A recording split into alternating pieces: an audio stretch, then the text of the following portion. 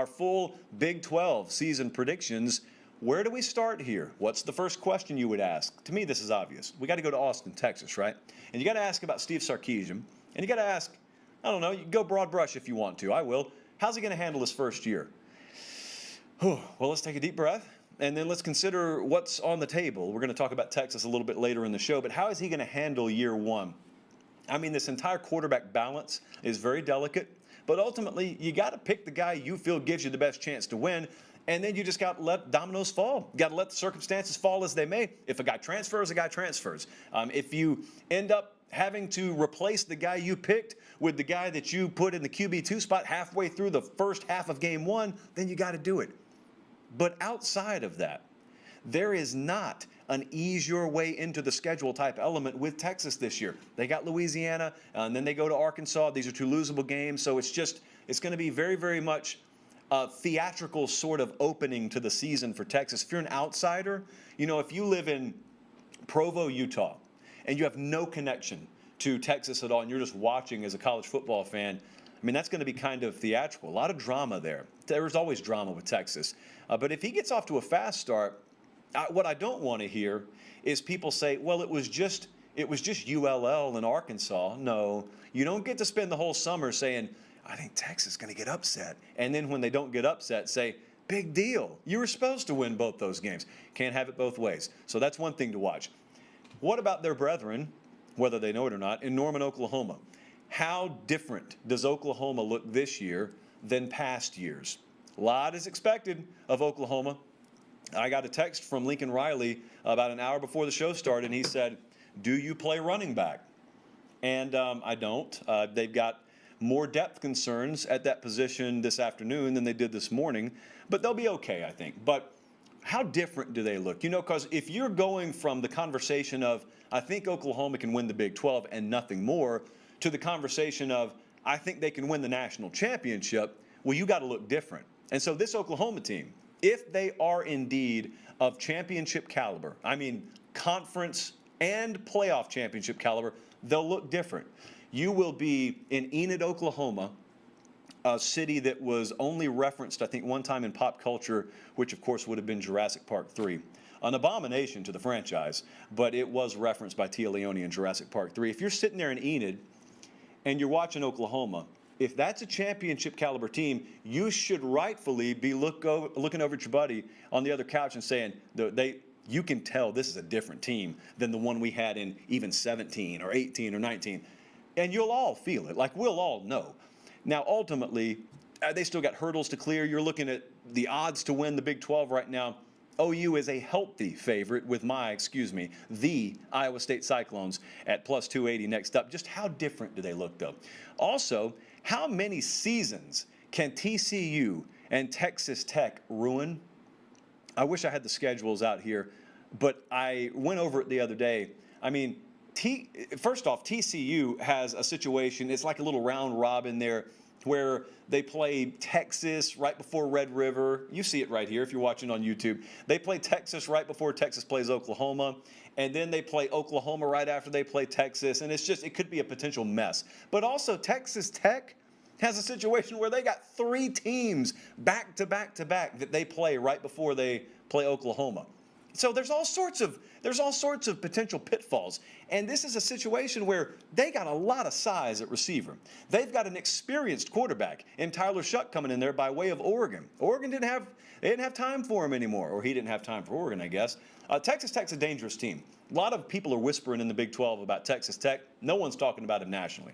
I mean, I got folks out here who are picking the playoff field and picking, your bowl field that couldn't find Lubbock, Texas on a map, and you need to.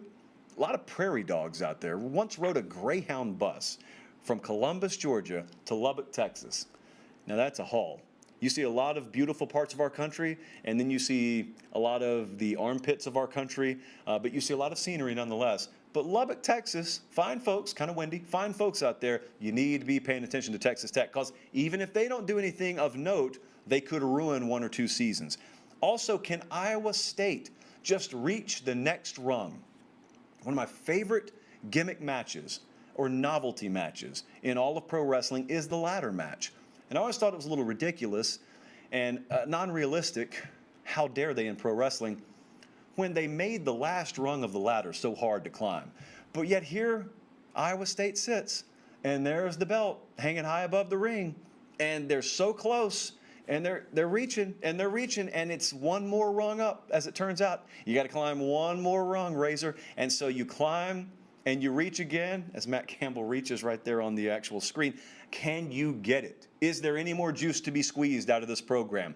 Because there is a train of thought out there that no, it doesn't matter if you got all this experience coming back. Those guys were last year what they're going to be this year. It's just you're not going to squeeze much more out of them. I happen to differ in that opinion because this is a team that lost 3 games last year. I mean, I do believe they're capable of getting more, but let's just be careful because I know everyone's talking about week 2 against Iowa. No one up there wants to play Northern Iowa.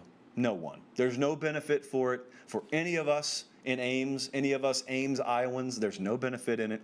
So let's just be careful. Crazier things have happened before. But this is a treacherous schedule if you're looking for it throughout. And they go to Oklahoma way late in the year. And then they play, to me, the second most dangerous team in the Big 12 the final week on short rest of the regular season, presumably before a Big 12 championship game. Oh, and by the way, that's not enough. As was the theme already, check out who they play right before Oklahoma. Check out who they play right before Texas Tech. Yeah, so that's hard. That's a tough little stretch there at the end of the year. But you know what? We've dealt with adversity before at Iowa State, and we'll be okay. How okay will we be? I'm about to show you. Let's talk about our Big 12 conference predictions. Now, this is not a divisioned conference. It's just 1 through, what are they at right now? 10. As of today, they got 10 teams in this conference.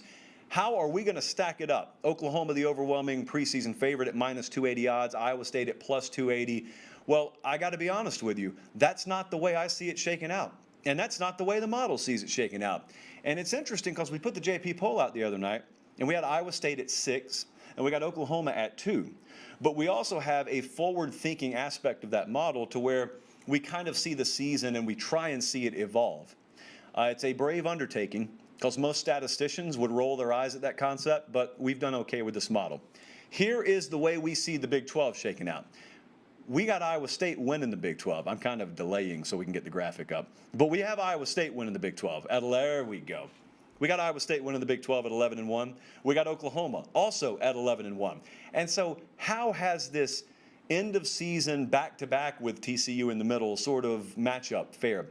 Because it's going to be very weird. And also, there's an added layer of this. We got Iowa State winning the Big 12 championship game. Don't know if they lost in Norman or not. If they didn't, they beat Oklahoma twice, which will be fascinating. But also, is there room in this little equation for 2 Big 12 teams to make the playoff? Could happen. Roger, Angels in the outfield, start flapping those wings. Crazier things have happened. TCU is in the 3rd position, and I put Texas in the 4th position, which means Texas has likely lost the head-to-head matchup with TCU. Well, it absolutely means that. And then Texas Tech at 5, which I think the model sees as a little bit loftier goal for the Red Raiders than maybe the odds makers do. From 6 to 10, it is West Virginia, Oklahoma State, Kansas State, still a bowl team there. Kansas State in the 8th position at 6-6.